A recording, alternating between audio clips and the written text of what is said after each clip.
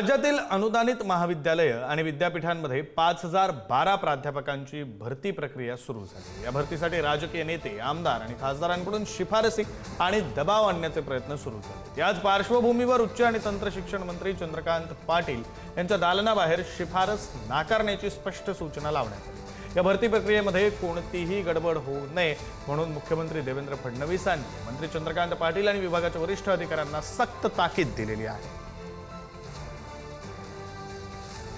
सध्या मी उभी आहे मंत्रालयातल्या 3ऱ्या मजल्यावर। चंद्रकांत पाटील यांच्या दालनाच्या बाहेर जी नोटीस लावलेली आहे त्या नोटीसने संपूर्ण मंत्रालयाचं लक्ष वेधून घेतलेलं पाहायला मिळतंय। माझ्या मागे जर पाहिलं तर चंद्रकांत पाटील यांचं जे दालन आहे, उच्च व तंत्र शिक्षण मंत्री चंद्रकांत पाटील यांच्या दालनाच्या बाहेर ही सूचना विनंती आदेशावरून लावण्यात आलेली आहे। आपण जर पाहिलं तर दरवाजावरच ही सूचना लावण्यात आलेली आहे। उच्च व तंत्र शिक्षण विभागाच्या अधीनस्थ राज्यातील शासकीय पदभरती तसेच बदल्या इत्यादी संदर्भात कुणीही कोणत्याही प्रकारच्या शिफारसीसाठी मंत्री आणि कार्यालयाशी संपर्क साधू नये।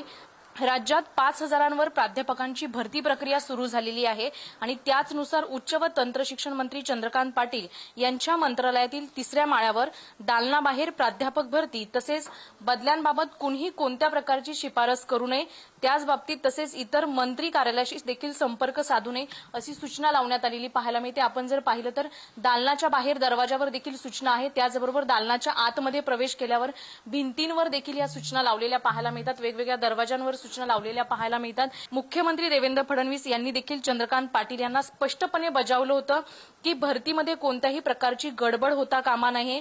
विशेष म्हणजे वरिष्ठ अधिकाऱ्यांना देखील मुख्यमंत्री कार्यालयाकडून सक्त ताकीद देण्यात आली होती। त्यामुळे आता ही सक्त ताकीद जी दिलेली आहे त्यावरून या सूचना चंद्रकांत पाटील यांच्या दालनाच्या बाहेर आणि आतमध्ये देखील आपल्याला लावलेल्या पाहायला मिळतात। त्यामुळे आता ही जी भरती प्रक्रिया आहे ती पारदर्शक होते का हे पाहणं महत्त्वाचं असेल। कॅमेरामॅन रोहनसह शिल्पा नरवडे, पुढारी न्यूज, मुंबई।